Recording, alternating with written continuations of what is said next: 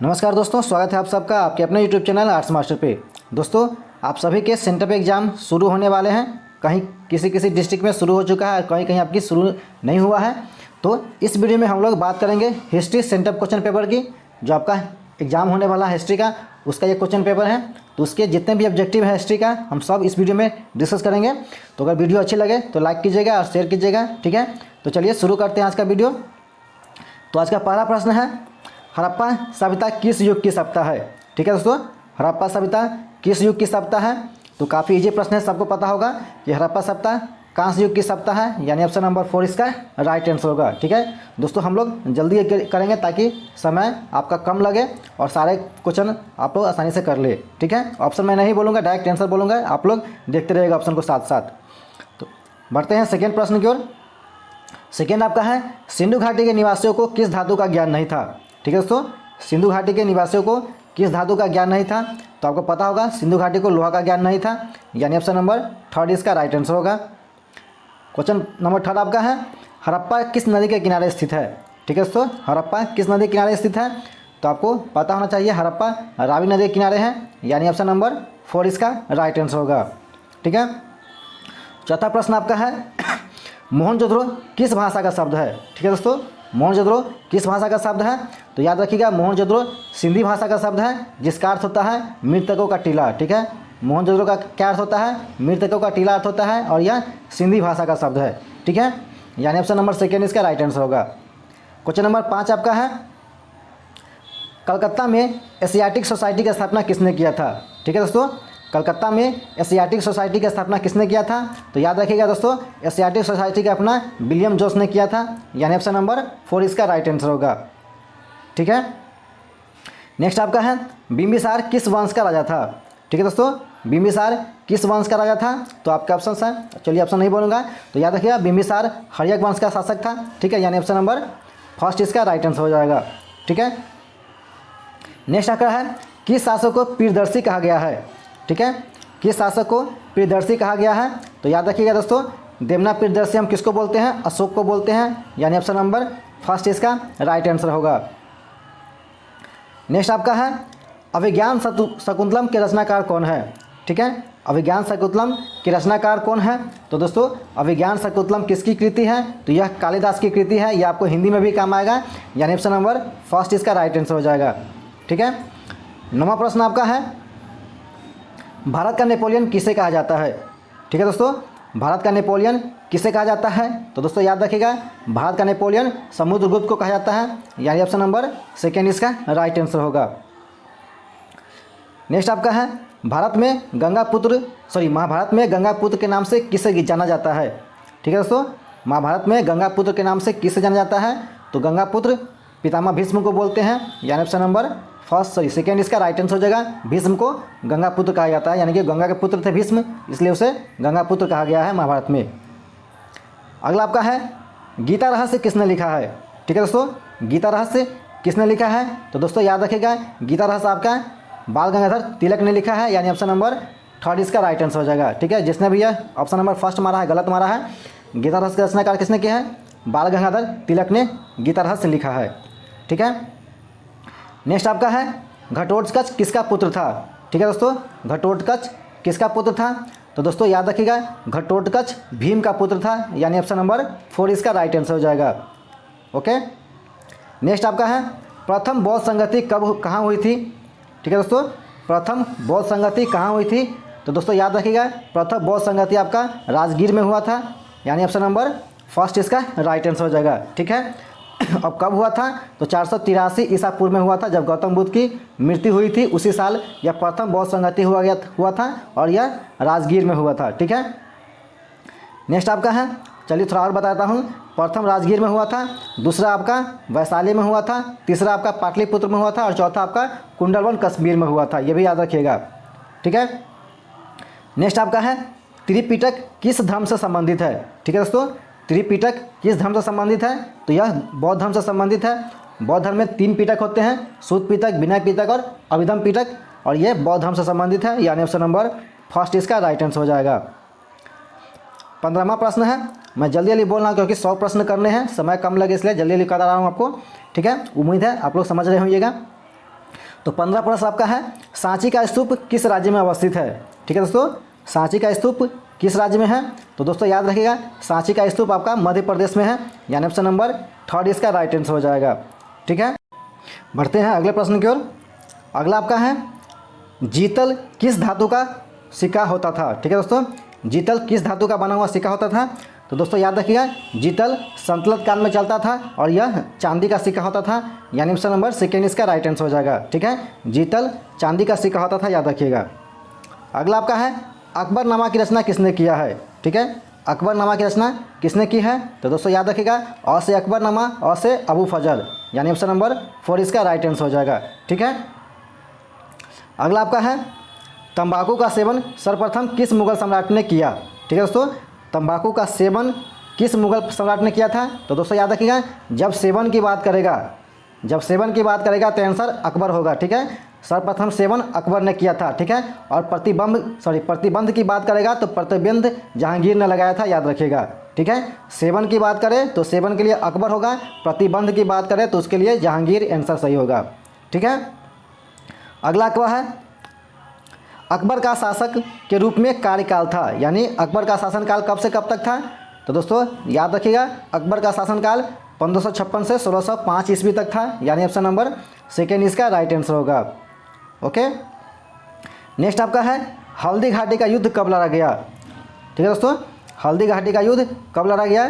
तो दोस्तों हल्दी घाटी का युद्ध 1576 में लड़ा गया था, यानी ऑप्शन नंबर 3 इसका राइट आंसर हो जाएगा। ठीक है, नेक्स्ट आपका है, दीन इलाही संबंधित है। ठीक है दोस्तों, दीन इलाही संबंधित है किससे? तो दोस्तों दीन इलाही कौन चलाया था? अकबर ने चलाया था, यानी ऑप्शन नंबर 3 इसका राइट आंसर हो जाएगा। अगला आपका है, भारत का अंतिम मुगल शासक कौन था? ठीक है दोस्तों, भारत का अंतिम मुगल शासक कौन था? तो दोस्तों याद रखिएगा, भारत का अंतिम मुगल शासक बहादुर शाह जफर था, यानी ऑप्शन नंबर 4 इसका राइट आंसर होगा। अगला आपका है, कमल महल कहाँ स्थित है? ठीक है दोस्तों, कमल महल कहाँ स्थित है? तो दोस्तों याद रखिएगा, कमल महल हम्पी में है, यानी ऑप्शन नंबर 2 इसका राइट आंसर हो जाएगा। नेक्स्ट आपका है, आयंगर व्यवस्था संबंधित है किस साम्राज्य से? ये आपको बताना है, आयंगर व्यवस्था का संबंध किस राज्य से है या किस साम्राज्य से है? तो दोस्तों आयंगर व्यवस्था विजयनगर साम्राज्य से संबंधित है, यानी ऑप्शन नंबर 2 इसका राइट आंसर हो जाएगा। ठीक है, आयंगर व्यवस्था विजयनगर राज्य से संबंधित है। 25वां प्रश्न आपका है, विजयनगर साम्राज्य में मंदिर के प्रवेश द्वार को क्या कहा जाता था? ठीक है दोस्तों, विजयनगर साम्राज्य में मंदिर के प्रवेश द्वार को क्या कहा जाता था? तो दोस्तों मंदिर के प्रवेश द्वार को गोपुरम कहा जाता था, यानी ऑप्शन नंबर 3 इसका राइट आंसर होगा। अगला आपका है, अजमेर में किसकी दरगाह है? ठीक है दोस्तों, यहाँ पे अजमेर बात किया है, यानी कि अजमेर शरीफ की बात हो रही है, और अजमेर शरीफ किसकी दरगाह है? तो दोस्तों याद रखिएगा, अजमेर शरीफ मोइनुद्दीन चिश्ती की दरगाह है, यानी ऑप्शन नंबर 2 इसका राइट आंसर हो जाएगा। ओके, नेक्स्ट आपका है, कबीर का जन्म कब हुआ था? ठीक है दोस्तों, कबीर का जन्म कब हुआ था? तो दोस्तों इसमें सारे के सारे ऑप्शन गलत हैं। कबीर का जन्म 1398 के आसपास हुआ था। ठीक है, काशी में हुआ था, याद रखिएगा। कबीर का जन्म 1398 में काशी में हुआ था, याद रखिए। अगर ये आपके एग्जाम में क्वेश्चन आता है तो इस क्वेश्चन को आप लोग छोड़ के जाइएगा, इसको मत टच कीजिएगा, क्योंकि यह ऑप्शन गलत है। ठीक है, नेक्स्ट आपका है, रामानंद के गुरु कौन थे? ठीक है दोस्तों, रामानंद के गुरु कौन थे? तो दोस्तों याद रखिएगा, रामानंद के गुरु राघवानंद थे, यानी ऑप्शन नंबर 1 इसका राइट आंसर हो जाएगा। ठीक है, बाकी सारे रामानंद के शिष्य है, रामानंद के गुरु कौन है? राघवानंद। ओके, नेक्स्ट आपका है, बीजक में किसके उपदेश संग्रहित है? ठीक है दोस्तों, बीजक में किसके उपदेश संग्रहित है? तो दोस्तों बीजक किसका है? कबीर का उपदेश है, यानी कि ऑप्शन नंबर 1 इसका राइट आंसर हो जाएगा। ओके, नेक्स्ट आपका है, इब्न बतूता की पुस्तक का नाम क्या है? यानी कि इब्न बतूता ने कौन सी पुस्तक लिखी है? तो दोस्तों याद रखिएगा, इब्न बतूता की पुस्तक का नाम किताबुल रहला है, यानी ऑप्शन नंबर 3 इसका राइट आंसर हो जाएगा। अगला है, चंद्रगुप्त मौर्य के समय आने वाले प्रसिद्ध विदेशी यात्री कौन थे? ठीक है दोस्तों, चंद्रगुप्त मौर्य के समय आने वाले प्रसिद्ध विदेशी यात्री कौन था? तो हम लोग जानते हैं चंद्रगुप्त मौर्य के दरबार में कौन आया था? मेगास्थनीज आया था, यानी ऑप्शन नंबर 1 इसका राइट आंसर हो जाएगा। ठीक है, अगला आपका है, बक्सर का युद्ध कब लड़ा गया? ठीक है दोस्तों, बक्सर का युद्ध कब लड़ा गया? तो दोस्तों याद रखिएगा, बक्सर का युद्ध 1764 में लड़ा गया था, यानी ऑप्शन नंबर 4 इसका राइट आंसर हो जाएगा। ठीक है, 1757 में पलासी का युद्ध हुआ था और 1764 में बक्सर का युद्ध हुआ था, याद रखिएगा। नेक्स्ट आपका है अस्थाई बंदोबस्त कब लागू किया गया था। ठीक है दोस्तों, अस्थाई बंदोबस्त कब लागू किया गया था, तो दोस्तों ये आपका 1793 में लागू किया गया था, यानी ऑप्शन नंबर 3 इसका राइट आंसर हो जाएगा। नेक्स्ट आपका है फ्रांसिस बुकानन किस देश का रहने वाला था। ठीक है दोस्तों, फ्रांसिस बुकानन किस देश का रहने वाला था, दोस्तों ये ब्रिटेन का था। ठीक है, वैसे तो ये न्यूजीलैंड का था, उसे हैमिल्टन कहते हैं जगह को नाम। ठीक है, तो लेकिन आपको ब्रिटेन मार के चलना है, लेकिन आपको ध्यान रखिएगा एग्जाम में इस क्वेश्चन को भी आप लोग छोड़ के जाइएगा, दूसरे क्वेश्चन को बना लीजिएगा, इस क्वेश्चन को आप लोग छोड़ के जाइएगा। ठीक है, नेक्स्ट आपका है कॉर्नवालिस कोड कब बना। ठीक है दोस्तों, कॉर्नवालिस कोड कब बना, दोस्तों कॉर्नवालिस कोड आपका 1793 में बना था, यानी ऑप्शन नंबर सेकेंड इसका राइट आंसर हो जाएगा। और इसी के आधार पर अस्थाई बंदोबस्त लागू किया गया था। ठीक है, और किसने लागू किया था, लॉर्ड कॉर्नवालिस ने लागू किया था, इसलिए इसका नाम क्या है, कॉर्नवालिस कोड है। ठीक है, लॉर्ड कॉर्नवालिस ने लागू किया था अस्थाई बंदोबस्त को, कब किया था, 1793 में, और इसी को हम बोलते हैं कॉर्नवालिस कोड। क्लियर है। नेक्स्ट आपका है संथाल विद्रोह का नेता कौन था। ठीक है दोस्तों, संथाल विद्रोह का नेता कौन था, तो दोस्तों याद रखिएगा संथाल विद्रोह का नेता सिंधु और कान्हू था। ठीक है, बिरसा मुंडा नहीं था, सिंधु और कान्हू संथाल विद्रोह का नेता था। और यह कब हुआ था, 1855 में हुआ था, याद रखिएगा संथाल विद्रोह 1855 में हुआ था। और इसका नेता कौन था, सिंधु और कान्हू नामक दो भाई था, यानी ऑप्शन नंबर सेकेंड इसका राइट आंसर होगा। नेक्स्ट आपका है किस युद्ध के उपरांत ईस्ट इंडिया कंपनी को बंगाल, बिहार एवं उड़ीसा की दीवानी प्राप्त हुई थी। किस युद्ध के उपरांत ईस्ट इंडिया कंपनी को बंगाल, बिहार एवं उड़ीसा की दीवानी प्राप्त हुई थी, तो दोस्तों यह युद्ध आपका था बक्सर का युद्ध था। ठीक है, यानी ऑप्शन नंबर सेकेंड इसका राइट आंसर हो जाएगा। ठीक है, बक्सर के युद्ध में, ठीक है, प्राप्त हुआ था क्या, बिहार, बंगाल और उड़ीसा की दीवानी प्राप्त हुई थी। ठीक है, नेक्स्ट आपका है डलहौजी की नीति को क्या कहा जाता है। ओके दोस्तों, डलहौजी की नीति को क्या कहा जाता है, तो दोस्तों याद रखिएगा डलहौजी की नीति कौन सी है, हड़प की नीति है, यानी कि ऑप्शन नंबर 3 इसका राइट आंसर हो जाएगा। ठीक है, हड़प नीति किसकी है, डलहौजी की है। अगला आपका है भारत आने वाले प्रथम यूरोपीय कौन थे। ठीक है दोस्तों, भारत आने वाले प्रथम यूरोपीय कौन थे, तो दोस्तों याद रखिएगा प्रथम यूरोपीय पुर्तगाली था। ठीक है, उसके बाद डच आया था, उसके बाद ब्रिटेन आया था, और लास्ट में आपका फ्रांस आया था। ठीक है, सबसे लास्ट में कौन आया था, फ्रांस आया था, सबसे पहले पुर्तगाल आया था, उसके बाद डच, उसके बाद ब्रिटेन, और चौथे नंबर पे फ्रांस आया था। ठीक है, नेक्स्ट आपका है कलकत्ता में अंग्रेज़ों की किलेबंदी बस्ती का नाम क्या था।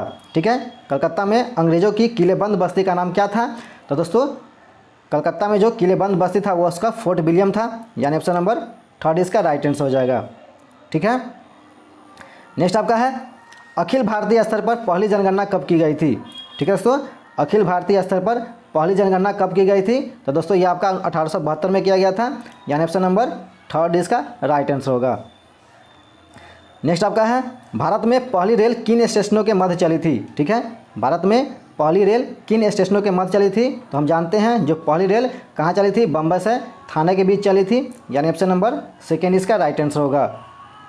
नेक्स्ट आपका है चौल इमारतें किस शहर की विशेषता है। ठीक है दोस्तों, चौल इमारतें किस शहर की विशेषता है, तो दोस्तों याद रखिएगा चौल कहाँ होता है, मुंबई में होता है। ठीक है, यानी ऑप्शन नंबर सेकेंड इसका राइट आंसर हो जाएगा।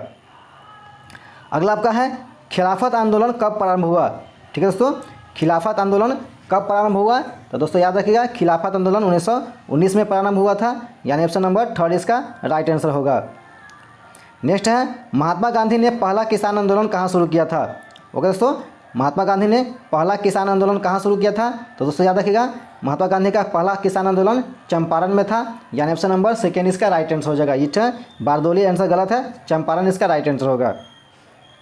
नेक्स्ट आपका है निम्न में से कौन सा आंदोलन डांडी मार्च से शुरू हुआ था।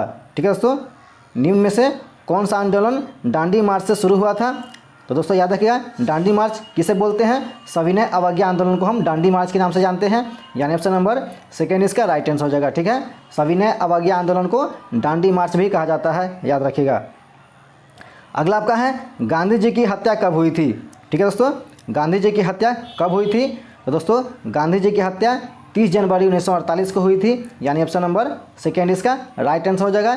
और इसी दिन को क्या मनाते हैं हम, शहीद दिवस मनाते हैं। 30 जनवरी को हम क्या मनाते हैं, शहीद दिवस मनाते हैं। नेक्स्ट आपका है बाल दिवस कब मनाया जाता है, तो दोस्तों सभी को पता होगा बाल दिवस पंडित नेहरू के जन्मदिन का मनाया जाता है और ये कब है? 14 नवंबर को मनाते हैं, यानी ऑप्शन नंबर 3 इसका राइट आंसर होगा। नेक्स्ट आपका है डांडी किस राज्य में है?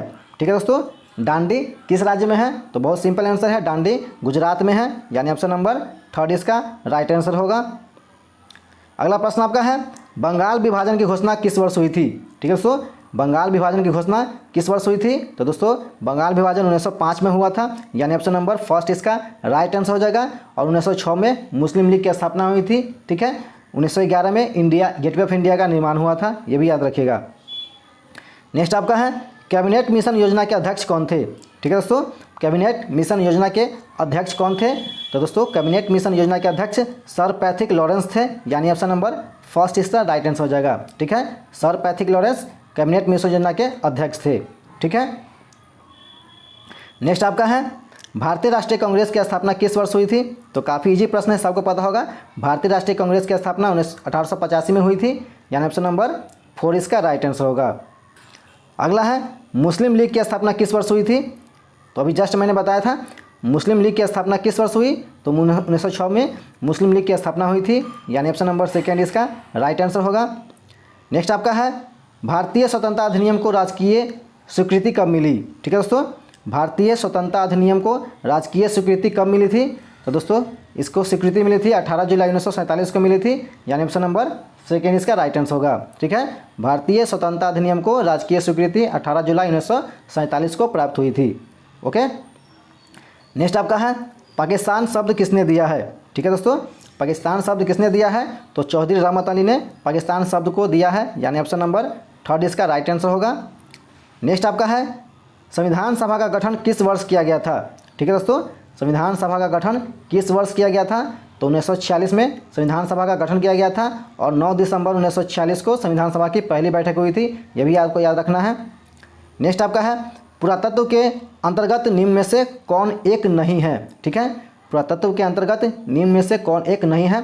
तो दोस्तों पुरातत्व क्या होता है? जो भी वस्तु में खुदाई में मिलती है उसको हम पुरातत्व बोलते हैं। तो पुरातत्व में साहित्य आपका नहीं आता है, यानी ऑप्शन नंबर 1 इसका राइट आंसर होगा। क्लियर है? नेक्स्ट आपका है कालीबंगन स्थित है। ठीक है, यानी कि कालीबंगा किस राज्य में है? तो दोस्तों याद रखिएगा कालीबंगा आपका राजस्थान में है, यानी ऑप्शन नंबर 4 इसका राइट आंसर होगा। नेक्स्ट आपका है मेगास्थनीज भारत किस राजा के दरबार में आया था? ठीक है दोस्तों, मेगास्थनीज भारत के किस राजा के दरबार में आया था? तो अब जानते हैं चंद्रगुप्त मौर्य के दरबार में मेगास्थनीज आया था, यानी ऑप्शन नंबर 1 इसका राइट आंसर होगा। अगला आपका है तक्षशिला विश्वविद्यालय कहाँ स्थित है? ठीक है दोस्तों, तक्षशिला विश्वविद्यालय कहाँ है? तो दोस्तों तक्षशिला पहले इंडिया में था, लेकिन अब कहाँ चला गया है? पाकिस्तान में चला गया है, यानी ऑप्शन नंबर 1 इसका राइट आंसर हो जाएगा। ओके, अगला आपका है नवरत्न किस शासक के दरबार में थे? ठीक है दोस्तों, नवरत्न किस शासक के दरबार में थे? तो दोस्तों नवरत्न 2 शासक के दरबार में थे। ठीक है, एक आपका अशोक के दरबार में रहता था नवरत्न, लेकिन सॉरी अशोक कहते हैं अकबर। ठीक है दोस्तों, एक आपका अकबर के दरबार में रहता था नवरत्न, लेकिन ऑप्शन में अकबर नहीं है, तो इसका आंसर क्या होगा? चंद्रगुप्त विक्रमादित्य होगा इसका आंसर, राइट आंसर। ठीक है, नवरत्न अकबर के दरबार में, और दूसरा राजा कौन था? चंद्रगुप्त द्वितीय, जिसे हम चंद्रगुप्त विक्रमादित्य के नाम से भी जानते हैं, इसी के दरबार में नवरत्न रहा करते थे। ठीक है, नेक्स्ट आपका है हर्यक वंश का संस्थापक कौन था? ठीक है दोस्तों, हर्यक वंश का संस्थापक कौन था? तो दोस्तों हर्यक वंश का संस्थापक आपका बिंबिसार था, यानी ऑप्शन नंबर 2 इसका राइट आंसर हो जाएगा। नेक्स्ट आपका है गुप्त काल में कौन चीनी यात्री भारत आया था? ठीक है दोस्तों, गुप्त काल में कौन चीनी यात्री भारत आया था?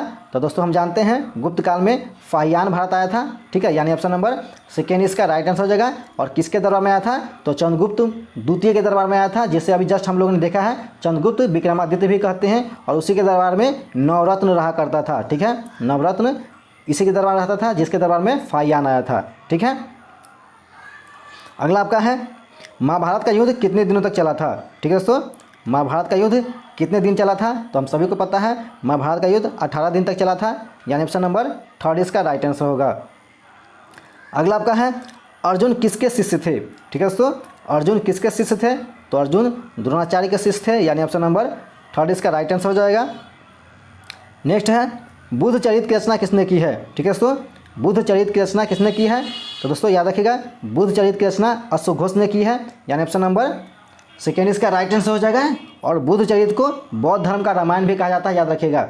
बुद्ध चरित्र को बौद्ध धर्म का रामायण कहते हैं, जिसकी रचना अश्वघोष ने किया है। ठीक है, नेक्स्ट आपका है बुद्ध के बचपन का नाम क्या था। ठीक है दोस्तों, बुद्ध के बचपन का नाम क्या था, तो सभी को पता होगा बुद्ध के बचपन का नाम सिद्धार्थ था, यानी ऑप्शन नंबर सेकेंड इसका राइट आंसर होगा। अगला आपका है अकबर के संरक्षक कौन था। ठीक है दोस्तों, अकबर का संरक्षक कौन था, तो अकबर का संरक्षक आपका बैरम खां था, यानी ऑप्शन नंबर थर्ड इसका राइट आंसर होगा। अगला आपका है नूरजहाँ का वास्तविक नाम क्या था। ठीक है दोस्तों, नूरजहाँ का वास्तविक नाम क्या था, तो दोस्तों नूरजहाँ का वास्तविक नाम मेहरुनिसा था, यानी ऑप्शन नंबर फोर इसका राइट आंसर हो जाएगा। ठीक है, नूरजहाँ का वास्तविक नाम क्या था, मेहरुनिसा। ओके, नेक्स्ट आपका है फतेहपुर सीकरी को राजधानी किसने बनाया था। ठीक है दोस्तों, तो दोस्तों याद रखिएगा फतेहपुर सीकरी को राजधानी अकबर ने बनाया था, यानी ऑप्शन नंबर फर्स्ट इसका राइट आंसर होगा। क्लियर है। अगला आपका है बादशाहनामा किसने लिखी है। ठीक है दोस्तों, बादशाहनामा की रचना किसने किया है, तो दोस्तों याद रखिएगा बादशाहनामा की रचना अब्दुल हमीद लहरी ने किया है। ठीक है, यानी ऑप्शन नंबर थर्ड इसका राइट आंसर होगा। नेक्स्ट आपका है हरिहर बुक्का किस वंश के थे। ठीक है दोस्तों, हरिहर बुक्का किस वंश के थे, तो दोस्तों हरिहर बुक्का संगम वंश का था, यानी ऑप्शन नंबर फर्स्ट इसका राइट आंसर हो जाएगा। ठीक है, संगम हरिहर बुक्का के पिता का नाम था और उसी के नाम पर संगम वंश पड़ा था, यानी हरिहर बुक्का किस वंश के थे, संगम वंश के थे। ठीक है, नेक्स्ट आपका है डोमिंगो पीस किस देश का यात्री था। ठीक है दोस्तों, डोमिंगो पीस किस देश का यात्री था, तो दोस्तों डोमिंगो पीस पुर्तगाली था, यानी ऑप्शन नंबर थर्ड इसका राइट आंसर होगा। ठीक है, नेक्स्ट आपका है चैतन्य महाप्रभु किसके उपासक थे। ठीक है दोस्तों, चैतन्य महाप्रभु किसके उपासक थे, तो दोस्तों चैतन्य महाप्रभु कृष्ण के उपासक थे, यानी ऑप्शन नंबर सेकेंड इसका राइट आंसर होगा।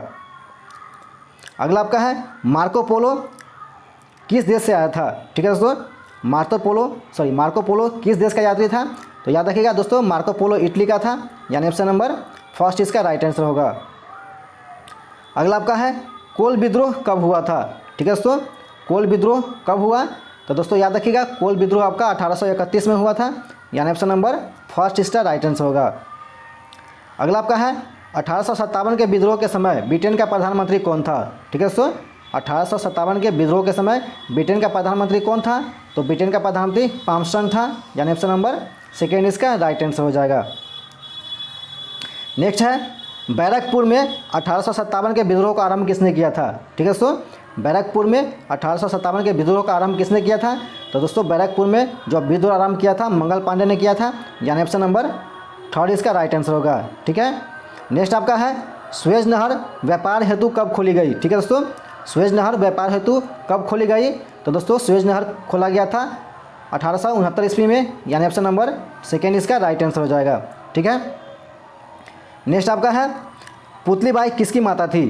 ठीक है दोस्तों, पुतलीबाई किसकी माता थी, तो दोस्तों याद रखिएगा पुतलीबाई महात्मा गांधी जी की माता का नाम था, यानी ऑप्शन नंबर फोर इसका राइट आंसर हो जाएगा। पुतलीबाई महात्मा गांधी के माता थे। ठीक है, नेक्स्ट आपका है द्विराष्ट्र सिद्धांत किसने सोच थी। ठीक है दोस्तों, द्विराष्ट्र सिद्धांत किसकी सोच थी, तो दोस्तों याद रखिएगा द्विराष्ट्र सिद्धांत जिन्ना की सोच थी, यानी ऑप्शन नंबर फर्स्ट इसका राइट आंसर हो जाएगा।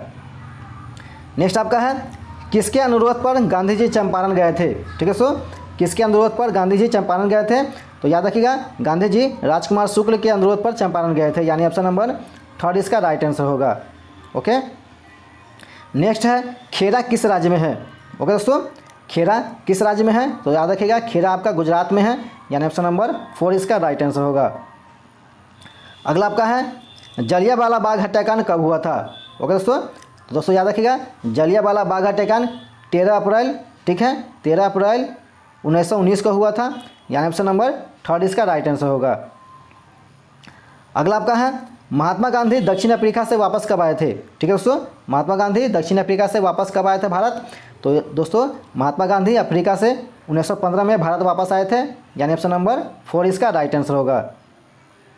अगला है गांधी इरविन समझौता कब हुआ था। ओके दोस्तों, गांधी इरविन समझौता कब हुआ था, तो दोस्तों गांधी इरविन समझौता 5 मार्च 1931 को हुआ था। गांधी और इरविन के बीच हुआ था, इसलिए से गांधी इरविन समझौता बोलते हैं, और यह 5 मार्च 1931 को हुआ था। ओके, नेक्स्ट आपका है माउंटबेटन योजना की घोषणा कब हुई थी। ओके दोस्तों, माउंटबेटन योजना की घोषणा कब हुई थी, तो दोस्तों याद रखिएगा, माउंटबेटन योजना की घोषणा 3 जून 1947 को हुई थी, यानी ऑप्शन नंबर फर्स्ट इसका राइट आंसर होगा। नेक्स्ट आपका है, पाकिस्तान ने अपना प्रथम स्वतंत्रता दिवस कब मनाया था? ठीक है दोस्तों, पाकिस्तान ने अपना प्रथम स्वतंत्रता दिवस कब मनाया था? तो हम सभी जानते हैं 15 अगस्त भारत का है और 14 अगस्त किसका है? पाकिस्तान का है, यानी ऑप्शन नंबर थर्ड इसका राइट आंसर हो जाएगा 14 अगस्त 1947। ओके, अगला आपका है, स्वतंत्र भारत के प्रथम गृह मंत्री कौन थे?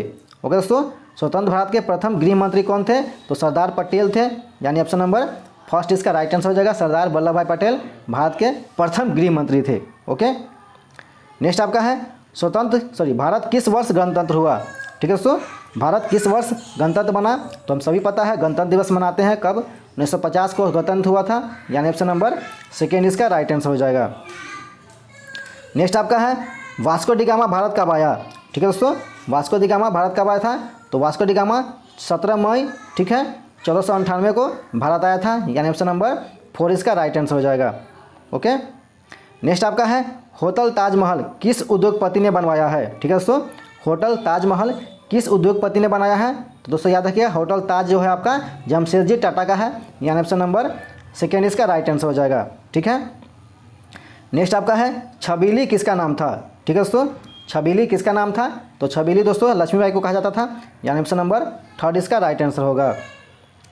नेक्स्ट आपका है, 1919 में इंग्लैंड के राजा जॉर्ज परचम और उनकी रानी मैरी के स्वागत के लिए कौन सा स्थल बनाया गया था? ये बड़ा, ठीक है, ये कह रहा है कि 1911 में इंग्लैंड के राजा जॉर्ज परचम और उनकी रानी के स्वागत के लिए क्या बनवाया गया था? ठीक है, तो दोस्तों याद रखिएगा, राजा जॉर्ज पंचम और रानी मैरी के स्वागत में गेटवे ऑफ इंडिया का निर्माण किया गया था 1911 में, यानी ऑप्शन नंबर फर्स्ट इसका राइट आंसर हो जाएगा। ठीक है, अगला आपका है, इब्न बतूता कितने वर्ष भारत रहा था? ठीक है दोस्तों, इब्न बतूता कितने वर्ष भारत रहा था भारत में? तो दोस्तों याद रखिएगा, इब्न बतूता भारत में 16 वर्ष तक रहा था, यानी ऑप्शन नंबर 4 इसका राइट आंसर हो जाएगा। ठीक है, लेकिन आप इस क्वेश्चन को नेगलेक्ट करके चलिएगा, एग्जाम में इसको मत बनाइएगा, इस पर कन्फ्यूजन रहता है। ठीक है, इसलिए इसको छोड़ के चलिएगा, बाकी क्वेश्चन आप ट्राई कर लीजिएगा। नेक्स्ट आपका है, भारतीय संविधान सभा के अध्यक्ष कौन थे? ठीक है दोस्तों, भारतीय संविधान सभा के अध्यक्ष कौन थे? तो आप सभी को पता है भारतीय संविधान सभा के अध्यक्ष डॉक्टर राजेंद्र प्रसाद थे, यानी ऑप्शन नंबर सेकेंड इसका राइट आंसर होगा। ठीक है, तो दोस्तों ये थे आपके, ठीक है, आपके सेंट्रल एग्जाम क्वेश्चन देख रहे हैं, ये सेंट्रल एग्जाम क्वेश्चन 2021 का क्वेश्चन है, यानी कि इस बार का क्वेश्चन है ये। तो उम्मीद है आप लोगों ने सारे प्रश्न कर लिए होइएगा। तो दोस्तों अगर वीडियो अच्छी लगे हैं तो लाइक कीजिएगा, शेयर कीजिएगा, और चैनल पर नए हैं तो चैनल को जरूर सब्सक्राइब कर लीजिएगा। ठीक है दोस्तों, तो चलिए मिलते हैं अगले वीडियो में अगले क्वेश्चन के साथ। तब तक के लिए धन्यवाद, बहुत बहुत शुक्रिया वीडियो को अंत तक देखने के लिए। अगर दोस्तों इसका आपको पीडीएफ चाहिए तो उसका लिंक वीडियो के डिस्क्रिप्शन बॉक्स में है, आप जाकर वहाँ से पीडीएफ ले सकते हैं, या फिर टेलीग्राम पे जाइएगा, आर्ट्स मास्टर सर्च कीजिएगा टेलीग्राम पे, आपको वहाँ पे क्वेश्चन मिल जाएगा। ठीक है, तो आप डायरेक्ट टेलीग्राम पे जाइए, वहाँ पे आपको क्वेश्चन मिल जाएगा, कोई दिक्कत नहीं है। ठीक है, तो चलिए मिलते हैं अगले क्वेश्चन के साथ, तब तक के लिए धन्यवाद, बहुत बहुत शुक्रिया वीडियो को अंत तक देखने के लिए।